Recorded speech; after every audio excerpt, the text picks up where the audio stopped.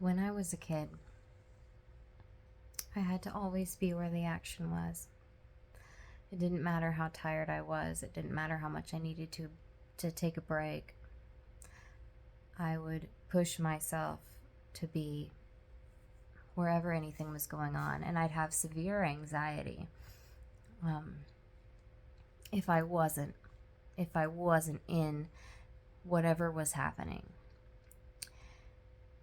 And this followed me into adulthood. It was to the point that if I had friends talking in the room next to mine and I was trying to sleep, whether I was sick, whether I was exhausted, I couldn't, because I was so aware that something was going on without me.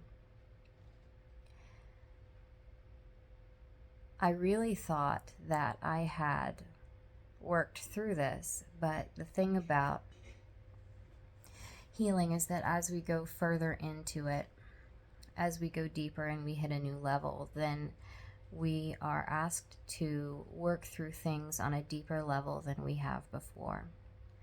And so I have found myself over the past few weeks really digging into this fear of missing out. And in turn, because I'm digging into this fear of missing out, being called to miss out on some things that I wanted to do for different reasons. And what I realized was that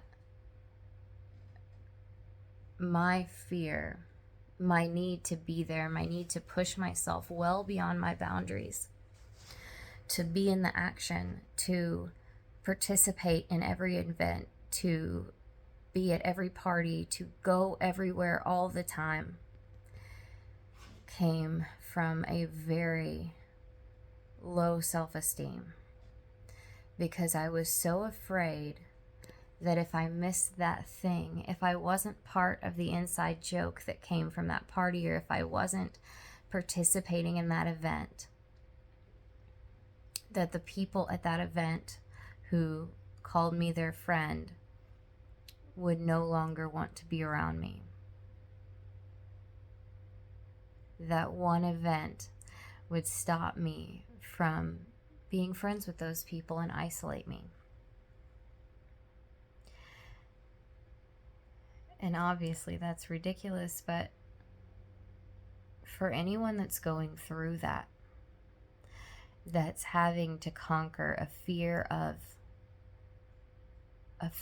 missing out, a fear that our value is determined by the interaction that we have with people, and that one event could ruin that.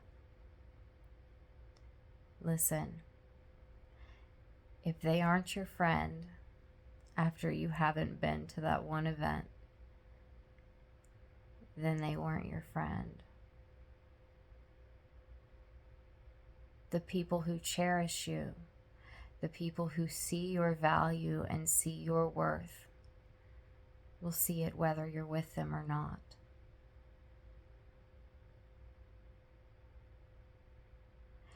And when you take the time to rest, to repair, to put your priorities first,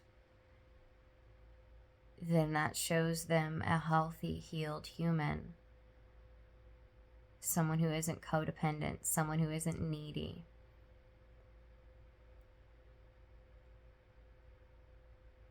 And if they don't want to be part of that person's life, then what kind of toxicity are you hanging on to, and how are you holding yourself back? Take the break. Put your priorities first. It's safe to stay home if you need to stay home. And I hope you have a wonderful day.